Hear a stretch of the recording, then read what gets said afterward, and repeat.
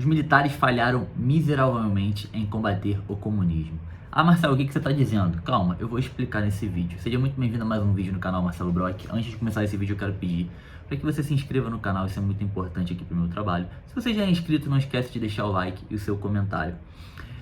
E isso tudo é de graça, mas se você quiser ajudar de maneira financeira, a chave Pix está aqui na descrição, marcelobrock@gmail.com. Você pode estar contribuindo com Pix de qualquer valor.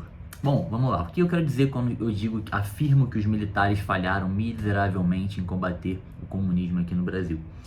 Os militares, eles não foram preparados para uma guerra política, uma guerra ideológica, filosófica, cultural. Eles tinham entendimento de engenharia, de infantaria, um pouco até talvez de economia, mas enfim, de conflitos, de militarismo e de exatas. Logo, eles não entendiam o que de fato estava acontecendo, pelo menos não a grande maioria deles, pouquíssimos compreendiam. Então o que aconteceu? Eles começaram a combater militarmente os comunistas que vinham para o Brasil, os comunistas que já estavam no Brasil. Mas eles esqueceram que tudo é um jogo de narrativa, que tudo é um jogo de ideologias, que tudo é um jogo de impregnação cultural. Eles não entendiam o que era o gramscismo e como o gramscismo estava sendo aplicado no Brasil. Então, eles podem até ter vencido durante um período de tempo na parte militar e até ter salvado o Brasil ali da Revolução, fazendo que o Brasil não se tornasse ali, naquele momento histórico, realmente um país fechado socialista. O problema é que, culturalmente, eles permitiram que nós nos tornássemos um país socialista. Tá? Hoje eu postei até uma coisa no Instagram brincando, falando que a única prisão que realmente regenerou, né, que realmente conseguiu aí regenerar os sujeitos que foram presos para poder botar eles de volta na sociedade, foi a prisão do regime militar brasileiro, porque entraram bandidos, terroristas, assassinos, criminosos de todos os tipos, e saíram deputados, saíram juízes, saíram presidentes e muitos outros cargos aí de alto poder na sociedade brasileira. Enfim, como músicos, como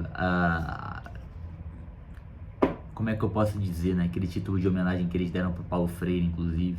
Mas enfim, o que eu quero que vocês compreendam aqui é que essas pessoas saíram tão idolatradas, elas saíram assumindo títulos tão importantes de poder no Brasil porque elas venceram, porque o comunismo, né, o socialismo e essa cultura esquerdista venceu socialmente. Os militares perderam, tanto que ficou-se praticamente proibido falar em regime militar durante mais ou menos 2 décadas. Agora que a gente está retomando o debate e compreendendo um pouco sobre o que foi de fato o regime militar e a sua importância, que na verdade não foi um golpe, foi um contra-golpe, não foi uma revolução, foi uma contra-revolução, foi uma forma que o Brasil teve ali de impedir um golpe comunista naquele momento. Era a última saída para o Brasil não se tornar um socialismo. Só que os militares, mais uma vez, não tiveram esse entendimento cultural, eles não entendiam o que era o gramscismo. O gramscismo nada mais era do que o entendimento socialista que já existia há um tempo na Europa, de que não era mais possível uma revolução do proletariado, né? Que não era através da revolta dos trabalhadores que se dominariam os meios de construção, chegaria ao socialismo e depois ao comunismo. Eles entenderam que isso não dava certo porque o próprio proletariado entendia que ele dependia da indústria, do trabalho, ele também queria ascender através do capitalismo, ele não participaria mais dessa dita cuja revolução. Então, o gramscismo estruturou toda uma ideia de que deveria se chegar ao comunismo através da implantação de uma mentalidade socialista na sociedade. Essa mentalidade socialista, ela viria e seria implementada como? Através da música, através do cinema, através do teatro, da literatura, através da televisão, através das universidades, principalmente os cursos de licenciatura, porque formariam professores e professores formariam novos alunos com aquele pensamento socialista, e é por isso que hoje a gente tem, principalmente na carga de professores que são mais velhos aí, que tem na faixa de 70, 60, 80 anos, grandes formadores do pensamento socialista, como se esses professores tivessem quase que sofrido uma lavagem cerebral, né, socialista, e realmente eles sofreram naquela época em que o gramscismo estava sendo instaurado no Brasil, que foi a época pré-regime e durante o regime. Então o que acontece? Aquela luta dos militares que diziam que era para censurar os professores e os alunos dentro da faculdade, na procura por subversivos, que as pessoas que na verdade eram contra o regime e tinham um pensamento socialista, nada mais era do que os militares entendendo que haviam, né, comunistas, tanto brasileiros quanto do exterior, que estavam infiltrados nas universidades, estavam infiltrados nos cursos, principalmente de licenciatura, para poder impregnar na cultura brasileira essa ideia socialista, e eles conseguiram, tá?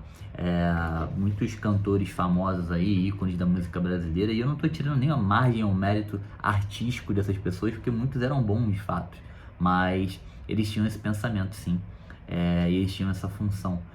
Muitos dos que foram exilados, inclusive, a gente pode pegar aí o Caetano Veloso, a gente pode pegar o Chico Buarque, a gente pode pegar o Gilberto Gil, gente, todos esses são comunistas, natos socialistas. E não adianta falar pra mim, o estilo de vida deles não é socialista. Claro que não, é evidente que não, eles são hipócritas. A grande sacada dessas pessoas que viram grandes influenciadores socialistas na sociedade é que eles entendem que eles vão fazer parte daquele miolo ali que vai ditar as regras, que vai comandar a sociedade e vai manter seus luxos. Logo, eles se mantêm socialistas dessa forma. Se eles tivessem que ser socialistas que viveriam como eu, como você, os meros mortais que não estão na zona de poder nem de controle, que não ditariam as regras, eles certamente não seriam socialistas, mas eles viviam sempre na ilusão de fazer parte do comando. E de fato fariam, tá? Grande parte deles fariam parte do comando, sim. Eles ganham muitos benefícios através de socialistas. Existem vários mecanismos de chegar a esse pagamento, né, a esses méritos. A Lei Rouanet, por exemplo, é um exemplo disso. Então é basicamente isso. Quando eu postei aquele tweet lá falando a respeito de que a prisão do regime militar brasileiro é a única que de fato regenerava as pessoas, era por isso. Porque quando acabou o regime, os militares botaram o rabinho entre as pernas, muitos se venderam ao domínio social-democrata que se implantou no Brasil naquele momento, que veio a virar os princípios de socialismo lá na época do governo Lula já. Né? Eu digo como social-democrata ali, o Fernando Henrique, que ele já é de um social-democrata para um socialista, mas enfim, eu acho que a confirmação de fato veio no governo Lula, quando Lula assumiu ali em 2003. Que é importante vocês terem em mente também, que é uma parte pouco debatida, é o seguinte, cara.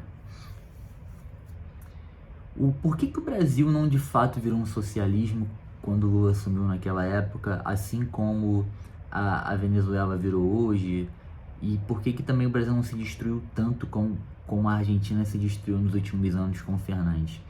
Por um simples motivo, tá, galera? Entendam. Existe uma instituição aqui na América Latina chamada Foro de São Paulo, que é a união, tá, de diversos países aqui, dos partidos que querem formar, né, o socialismo bolivariano aqui na América do Sul. E todo país, e todo partido e todo governante tem uma função dentro dessa organização, que é o Fórum de São Paulo. O Foro de São Paulo. A função do Brasil nunca foi virar no socialismo. A função do Brasil sempre foi fomentar e sustentar os países mais fracos para que estes conseguissem chegar ao socialismo. Isso, o Olavo teve acesso uma época, enquanto o Olavo ainda era esquerdista, bem anteriormente, aos livros de um dos colegas dele que era membro do Foro de São Paulo. E o Olavo foi um dos primeiros a denunciar, inclusive, que o Brasil daria trilhões de reais para essas ditaduras bolivarianas vizinhas aqui, para que elas conseguissem chegar mais perto do socialismo. Então isso que aconteceu no governo Lula, do governo Lula bancar a Venezuela, hoje a responsabilidade do que acontece na Venezuela é muito parte do Brasil, porque o Brasil financiou aquela merda. Então o Olavo denunciou que aquilo ali já estava previsto. Na década de 90, lá em 90 e poucos, o Olavo já falava: olha, o PT vai chegar ao poder, eles querem roubar 3 trilhões de reais dos cofres públicos brasileiros e querem dar para países vizinhos para sustentar essas ditaduras bolivarianas. Era dito pelo Olavo, todo mundo fala que o Olavo era maluco, psicopata, que era a teoria da conspiração. Diziam até que o Foro de São Paulo não existia. Até os anos 2000 e pouco aí, até 2006, 2008, se dizia que o Foro de São Paulo era uma lenda, tá? E que o Olavo era maluco. E hoje todo mundo sabe que é evidente e claro que o Foro de São Paulo existe.